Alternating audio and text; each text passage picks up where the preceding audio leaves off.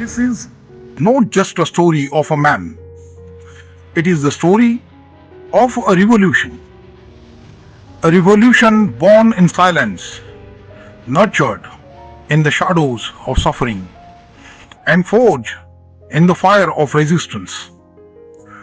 From the dusty lanes of Mao to the echoing halls of Parliament, from a boy denied water to the man who gave India its constitution.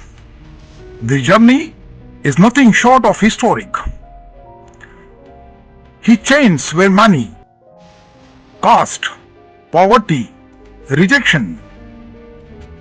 But he shattered each one, not with violence, but with knowledge, courage, and relentless truth. He never raised a sword, he raised a book, he raised a pen, and doing so, he raised the conscience of a sleeping nation. He challenged scriptures, he questioned sacred customs, he stood against ancient oppression, and dared to demand dignity. For the millions who were told they have none, this is not just the story of Bhimrao Ramji Ambedkar. This is the story of every child forced to sit at the back, every woman denied education, every voice silenced by hierarchy. It is the story of fire, of truth, of rebellion with purpose. This is the story of India's greatest social liberator. This is the story of Dr. Babasaheb Ambedkar.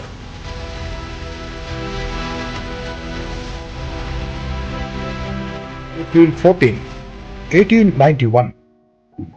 A baby is born in a small army cantonment in Mao. This cry is not just of life, it is of defiance. A child of the Mahar caste, born in the world that does not see him as human. In a land that worships thousands of gods, this child is seen as untouchable. No temple will welcome him. No school will treat him equally. No well will allow his thirst. His fate is decided the moment he opens his eyes. But the fate did not know Bhimrao. His father, Subedar Ramji, a disciplined soldier, instills in him the weapons of the mind: education, reading, order, and self-respect. His mother, Bhimabai, with a quiet strength, tells him, "You are not less than anyone." Even as a child, Bhim dreams beyond walls. He asks why people are called impure. He questions why his touch is feared. And when no one answers, he starts writing his own. While other children play, Bhim waits outside classrooms. He sits on a gunny sack in the corner, denied even water from the common pot. But he listens, he learns, he grows. The British uniforms around him offer order but no justice. His surname was Sakpa, a mark of untouchable identity. To shield his son from stigma, his father, Subedar Ramji, changed it to Ambavadekar, after their native village, Ambavade. In the school records, it was later written as Ambedkar, a name chosen for simplicity, readability, and dignity. The young boy writes with chalk and hope. He walks miles for a book. He carries pain not as burden but as purpose. The nation doesn't see him yet, but a storm is stirring in silence. A voice is preparing to rise, and in the quiet barracks of Mao, chained by birth, but unchained by thought, begins the journey of him, the boy who would one day challenge the soul of a civilization.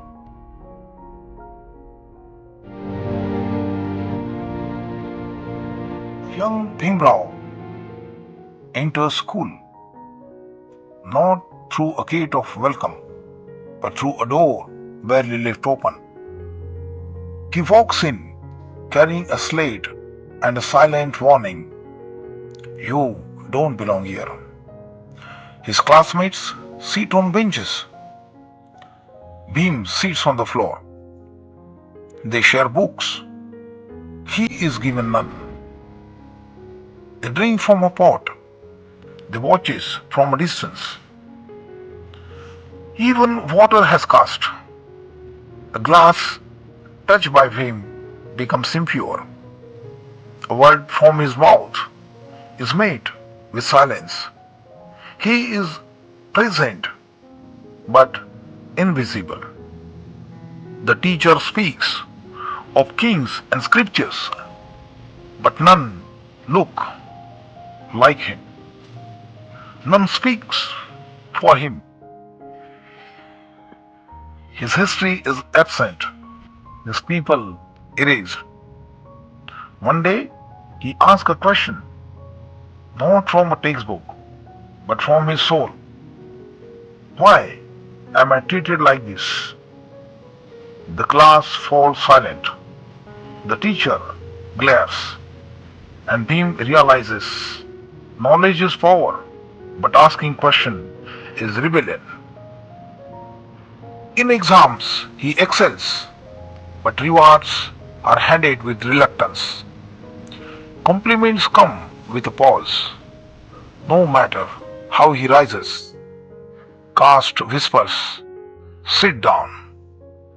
But Bhim does not sit down. He rises higher with every insult, with every denial, with every time he is made to feel lesser. He reads under lanterns. He studies while others sleep. His world is a library, and he devours it like a starving man. Outside school, people refuse him water. Inside, they refuse him respect. But what no one could take from him was his will to learn. He once wrote, "Cultivation of mind should be the ultimate aim of human existence." This was not just a quote, it was a declaration. In the classroom of caste, Bhimrao Ambedkar turned operation into determination and exclusion into excellence. He wasn't just learning history, he was preparing to change it.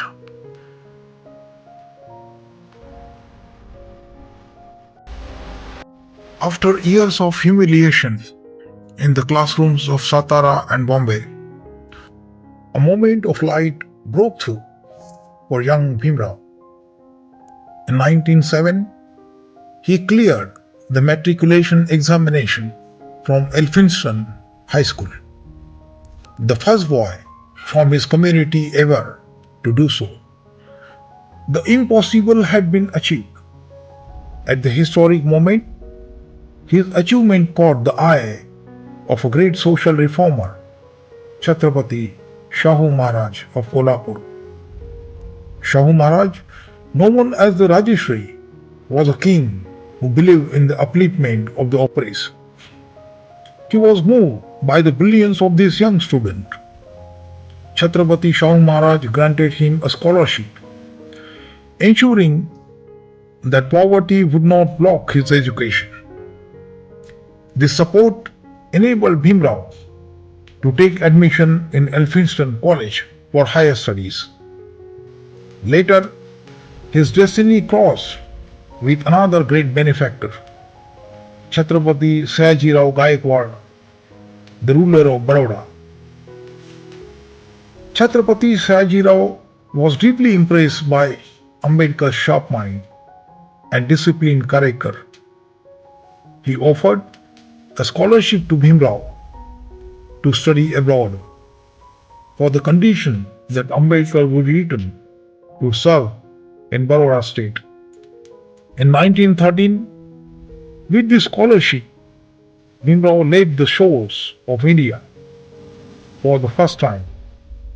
He arrived in New York, admitted to Columbia University.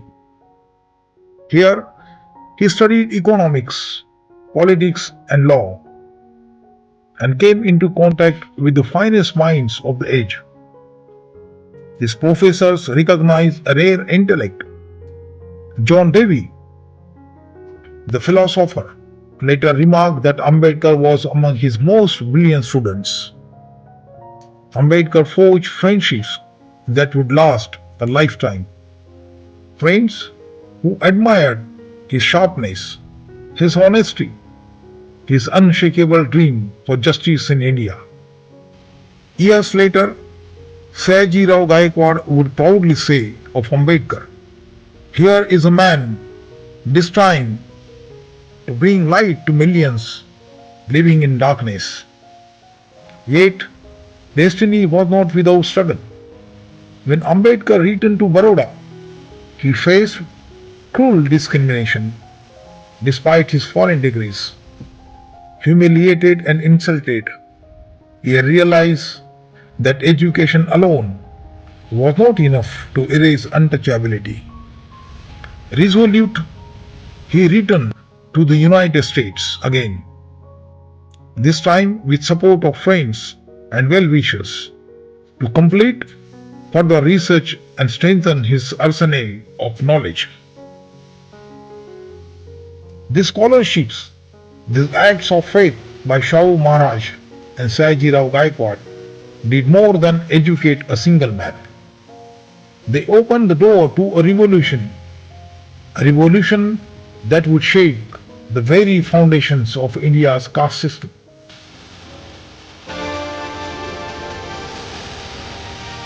Baroda, 1917.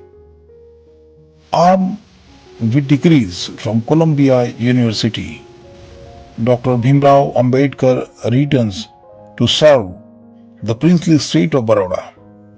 He comes not as a subject, but as a scholar, not as a victim, but as a visionary. Yet, caste travels with him. More cruel than borders, more persistent than poverty. He searches for lodging. Door after door is shut. The hotels do not allow untouchables. The city has no place for his mind because of the body he was born in. At last, he finds a room in a Parsi inn. Under disguise, he hides his identity. He hides his name. But truth has a way of seeping through cracks.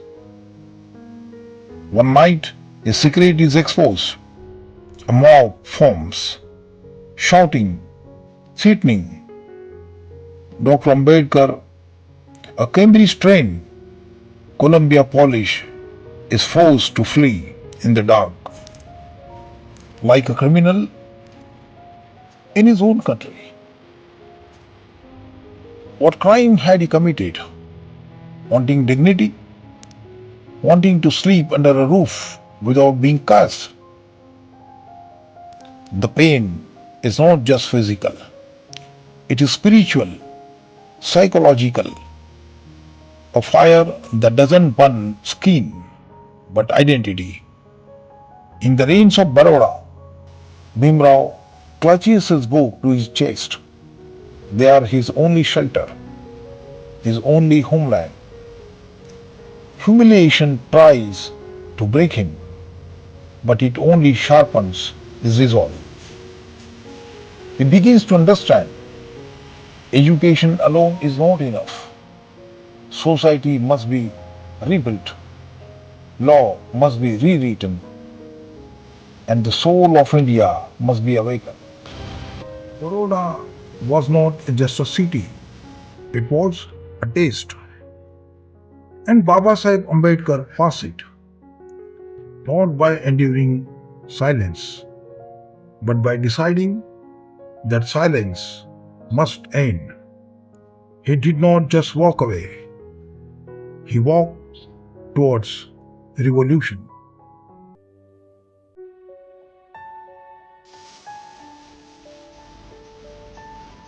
The rain-soaked streets of Baroda to the snowy walkways of Columbia University, Ambedkar crossed oceans, not for escape, but for enlightenment.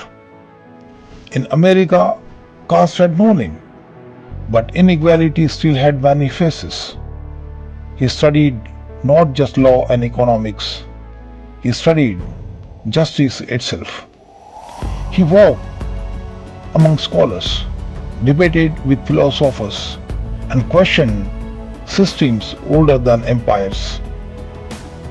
At Columbia, he found books that spoke truth and professors who treated him as an equal. For the first time, he was not the untouchable, he was simply Ambedkar.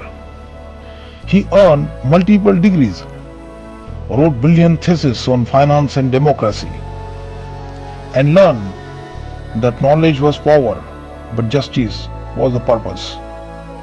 From Columbia, he went to London. Gray's Inn and the London School of Economics became his next battlegrounds.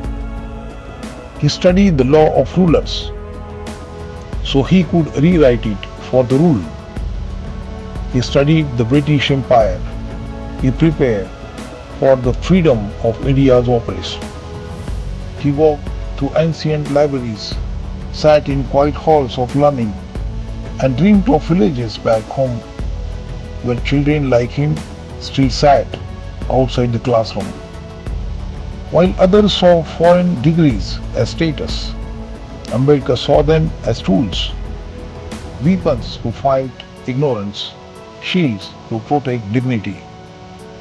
He refused to become what caste had designed. Instead, he carved a new identity, but one built not on birth, but brilliance. When he returned, he did not return with pride. He returned with purpose. His education was not just for himself. It was for the millions who were still in chains. He once said, "Be educated, be organized, be agitated." In those words, live the voice of every oppressed child, every broken spirit waiting to rise. Columbia and London didn't just shape his mind, they lit the fire that would one day ignite a revolution.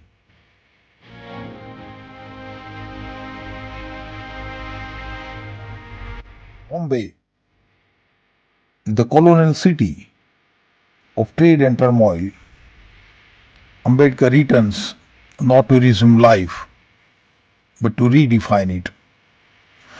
He does not pick up a weapon, he picks up a pen. He starts Muknayak, the leader of voiceless. In its pages, he writes what society fears, that caste is a crime, not a custom. He writes not with ink, but with fire. Every article, a wound open.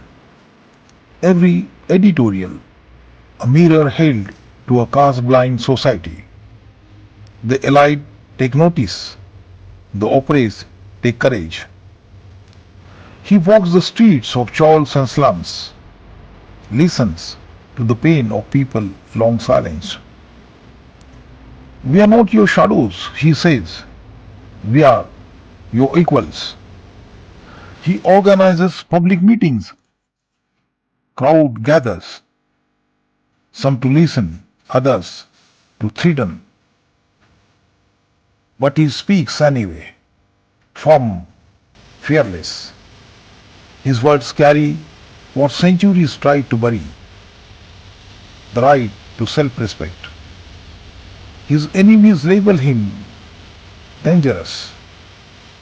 He takes it as a compliment. Education, praise, law, he merges all. His pen becomes a sword, and each article a strike against injustice. He fights not just for rights, but for awakening. He founds a Bahishkrit Hitkarani Sabha, the Society for the Welfare of the Excluded. It provides schools, hostels, and courage. It gives shapes to resistance. His office is a small rented room. His ambition, a just nation. He tells his people, you have nothing to lose but your fear. Bombay sees the rise of a new leader, one who speaks for the last in line. Dr. Ambedkar becomes a symbol not just of intellect but of organized revolt. The colonizers had rulers, the Savarnas had scriptures, the oppressed had now Ambedkar. A pen, a printing press, and an unbreakable will. That's how the revolution began.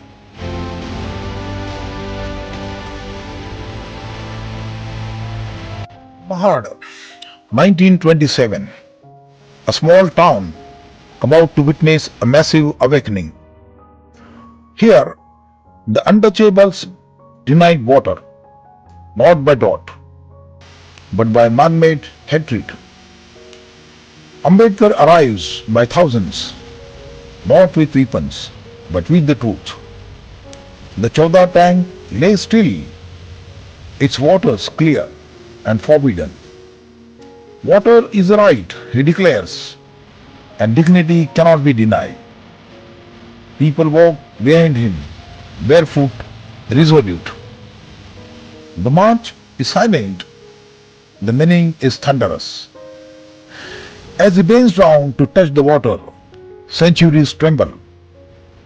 He lifts it in his hand, not just water, but history rewritten. That single act, so simple, so human, became revolution. The per-caste respond with rage. They purify the tank with cow dung and urine. But Ambedkar doesn't flinch. He says, we are not asking for charity. We are reclaiming our humanity. And then came fire. The Manusmriti, ancient book of caste laws, is burned publicly by Ambedkar. Flames rise, not just from the pages, but from the hearts of millions, finally unchained. He says, we will not live like slaves. We will live like humans. Mahad was not just a protest. It was a resurrection. From that tank arose a new identity. Bold, fearless, self-respecting. Ambedkar proved dignity doesn't flow from permission. It rises from resistance.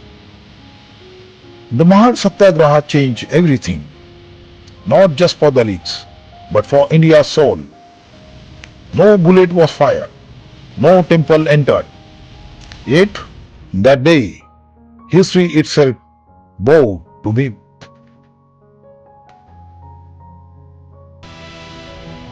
Nasik, 1930. The Kalaram temple, majestic, ancient, sacred. But to millions, its doors remain shut.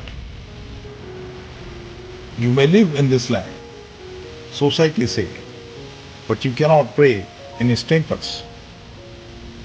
Ambedkar stood at the gates, not to beg, but to demand. He was not alone. Thousands stood behind him. Men, women, children, exiled from faith by birth. The priest said, God belongs to the pure. Ambedkar asked, and who decides purity? Day after day, they march, chanting not mantras, but the mantras of equality. They were met with sticks, stones, and silence, but they kept returning. If God is locked behind caste, Ambedkar said, then even God must.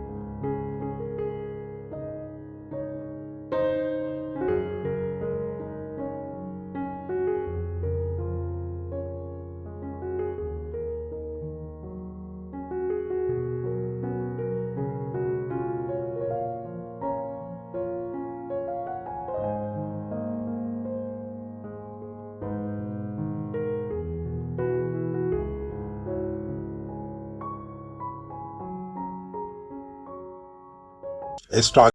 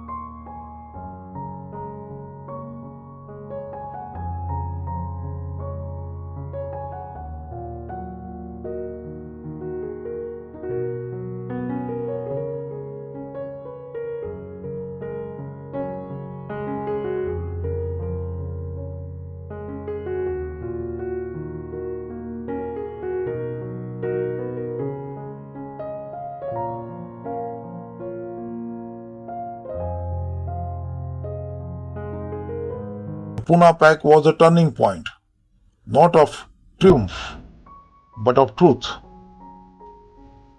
Ambedkar learned sometimes the hardest battles are the ones fought alone. And though history called it a pact, for Babasaheb it was a scar that never faded.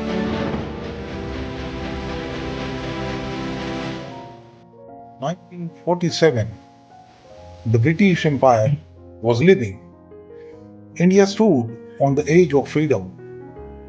But freedom meant nothing if justice was denied. Who would build the foundation of this new nation? They chose Babasaheb Ambedkar, a man once shunned by society, now tasked with shaping its highest law. He entered the Constituent Assembly not as a representative of a caste, but as a symbol of conscience. Day and night he worked, debates rage, questions burn.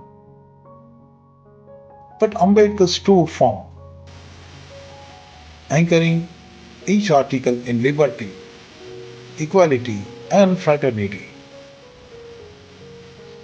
We are going to enter a life of contradictions. He warned. We will have equality in law, but not in social life. He fought for universal adult franchise, for women's rights, for the right to education, for the right to dissent. Every clause bore his vision. Every word held the weight of centuries of struggle. And finally, after 2 years, 11 months, and 18 days, the Constitution of India was born. It was not just a document, it was a revolution written in ink. We must make political democracy a social democracy, he said. Otherwise, we will be betraying our own constitution. The assembly rose in applause. The world watched in awe. A Dalit, who was once denied water, had now given the nation its guiding light. He did not merely draft a constitution, he drafted the soul of modern India. In the grand hall of the assembly, Babasaheb did not speak for a people. He spoke for the future. And that future began with justice.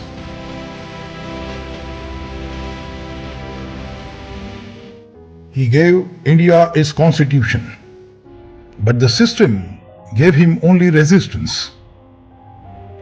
Ambedkar, now law minister of independent India, drafted the Hindu Code, a revolutionary law to give equal rights to women, right to divorce, right to inheritance, right to dignity in family life. But Parliament wasn't ready. Orthodox forces resisted. The same voices that praised him yesterday now ask him to wait. Delay after delay, debate after debate, the bill was buried in silence. For Babasaheb Ambedkar, it was betrayal. What use is freedom, he asked, if half the nation remains slave in their homes? Babasaheb Ambedkar knew that injustice was not limited to the scheduled castes and tribes. Millions of peasants, artisans, and laborers, today known as the other backward classes, were also trapped in poverty and caste discrimination. He urged Nehru's cabinet to appoint a commission under Article 340 to scientifically study their condition and grant them reservation. But the Congress leadership hesitated, fearing backlash from powerful upper caste groups. Once again, justice was postponed. Disillusioned by these betrayals, alongside the burial of the Hindu Code Bill, Babasaheb Ambedkar made a historic decision. In 1951, he resigned from Nehru's cabinet, refusing to compromise his principles, not in anger, but in protest. He walked out of power with more grace than the ones clinging to it. I was not made to decorate posts, he said. I came to serve a cause. His resignation shocked the nation, but he had made his stand clear. Rights without reform are hollow. Justice without courage is a lie. After resigning, Ambedkar didn't fade into silence. He became louder. He wrote, he spoke, he educated a new generation. He warned of the danger of blind majoritarianism of democracy, becoming tyranny by numbers. His speeches now carried a sharper edge, not of bitterness, but of clarity. I have burned myself in service, he said, but I will not burn in vain. This was not defeat, it was a reminder that true warriors fight even when the battlefield betrays them.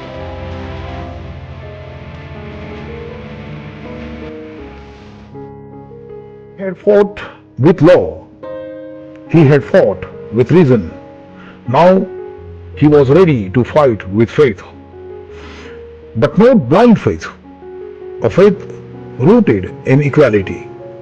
For years, Babasaheb studied every religion. He found one that rejected caste, one that celebrated reason and compassion. Buddhism. October 14, 1956. Nagpur. A sea of people waited under the open sky. Babasaheb rose, dressed in white robes, before a towering statue of the Buddha.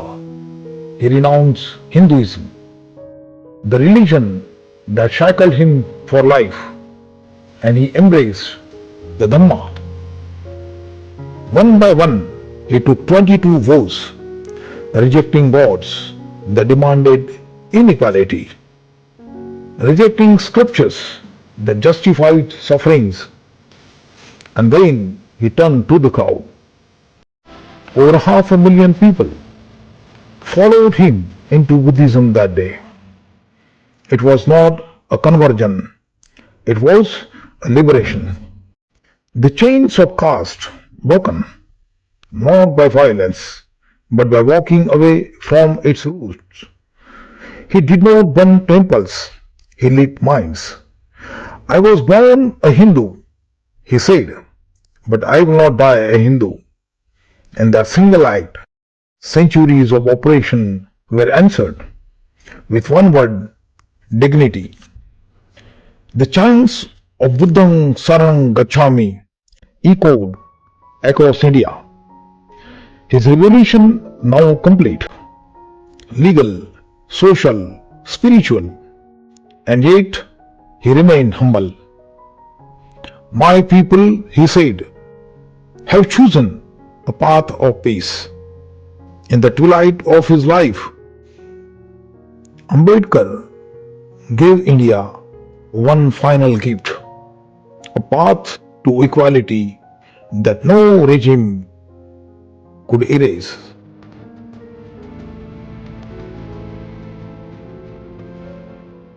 His body was growing weak, but his mind still aflame. After embracing Buddhism, Babasaheb did not rest. He began writing a final gift to the world, the Buddha and his Dhamma. Each night, by candlelight, he wrote of compassion, reason, and liberation. He wrote not just as a scholar, but as one who had lived the pain of the oppressed. His health deteriorated rapidly. Diabetes, failing eyesight, exhaustion. But the mission never paused. I may not live long, he said, but I must complete my duty. December 6th, 1956. In his Delhi home, Babasaheb passed away in his sleep. The flame had gone, but it left behind a torch. News spread across the nation. Millions wept. Dalits mourn a father. India mourned Maker. His body was placed in Bombay. Lakhs gathered for his final journey. It was not a funeral. It was a revolution wrapped in saffron and blue. No statues could hold his fire. No words could hold his weight. Even in death, he was not silent. His writings, speeches, and legacy continue to awaken generations. Children began learning his name. The poor found a voice in his words. The oppressed found courage in his path. Ambedkar just did not live in his book. He lived in every protest for dignity, in every law that stood for equality, in every dream of a caste-free India. His final message was clear: educate, agitate, organize. Not once, not for a season, but forever. His flame still burns in every heart that refuses to bow.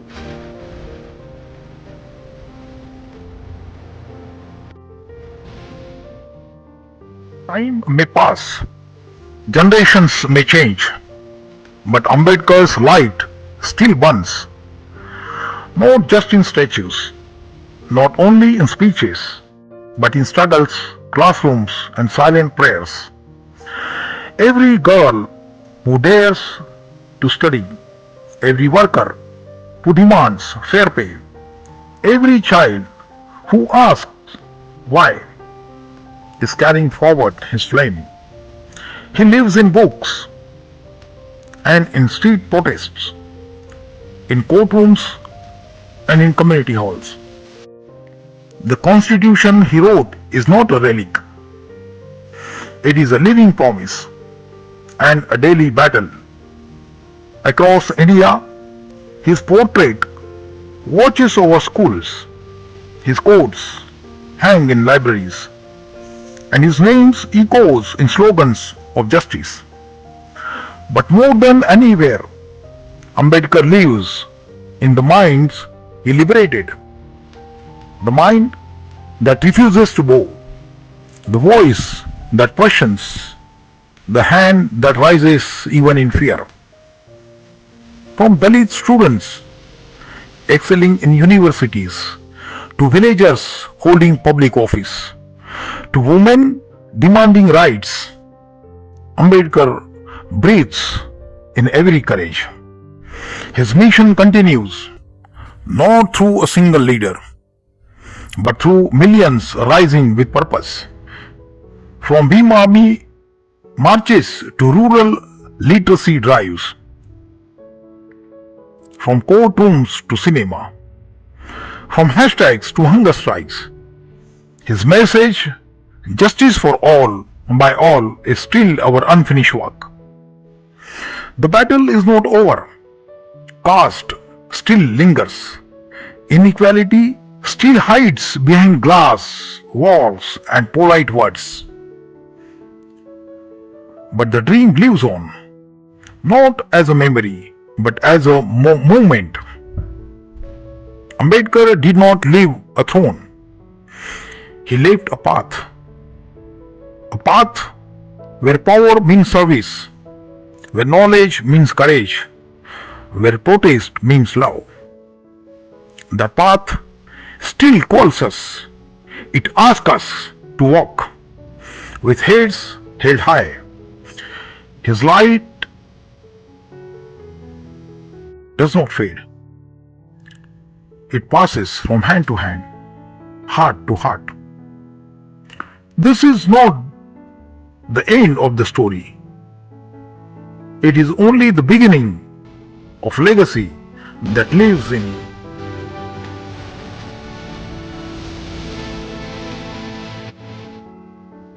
If Babasaheb Ambedkar's journey ends here, then our journey must begin. Because injustice still exists. Because voices are still silenced. Because chains he broke are being reforged in silence. But Babasaheb Ambedkar gave us the tools, not weapons, but ideas, not hate, but truth, not revenge, but justice. We are his revolution. We are the next chapter. Every time a child opens a book, Ambedkar lives. Every time a girl steps into a school, Ambedkar rises. Every protest for dignity, every demand for equality, every voice that says no more carries his soul. Ambedkar is not in the past. He is in the every moment he refuses to go. So educate, not just with books, but truth. Agitate, not with violence, but with courage. Organize, not for hate, but for justice.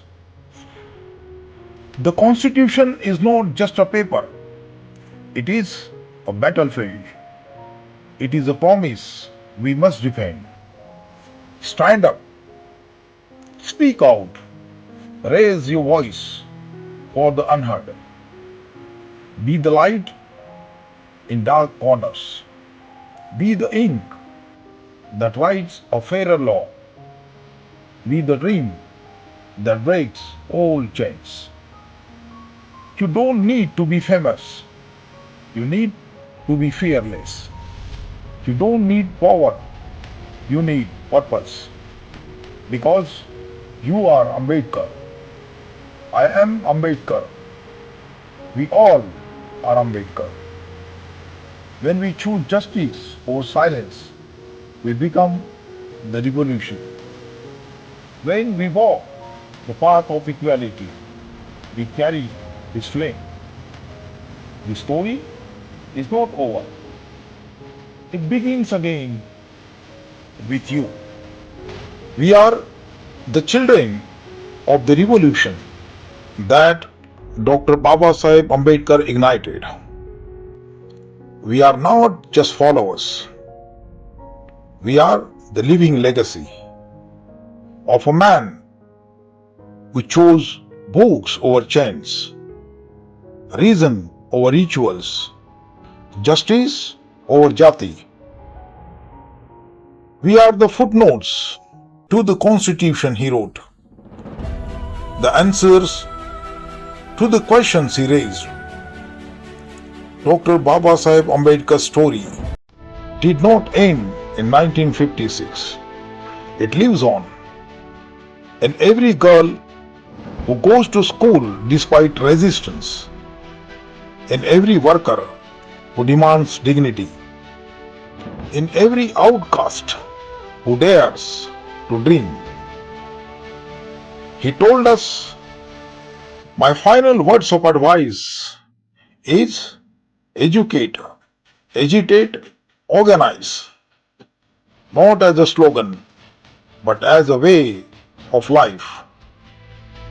We are Dr. Babasaheb Ambedkar when we speak truth to power. We are Dr. Babasaheb Ambedkar when we break the silence of caste. We are Dr. Babasaheb Ambedkar when we uplift those around us, not just ourselves. Dr. Babasaheb Ambedkar did not ask us to worship him. He asked us to walk with courage. He asked us to destroy the chains of inequality with knowledge, unity, and action. This is not just history, it is a call to action, to reject Manusmriti in every form it takes, whether in schools, workplaces, temples, or homes. To see liberty not as a gift, but a duty. To remember that democracy is not just voting, but living with dignity every day. In his memory, we must become the torch bearer of the unfinished revolution. He lit the flame. Now we must keep it alive. We are Dr. Babasaheb Ambedkar when we choose equality over ego, when we write new stories of justice, when we rise together, never again to bow. This is our hope. Not to build statues, but to build a just society. Not to memorize his speeches, but to embody his spirit. Not to celebrate a man, but to complete his mission. We are Dr. Babasaheb Ambedkar, and our time is now.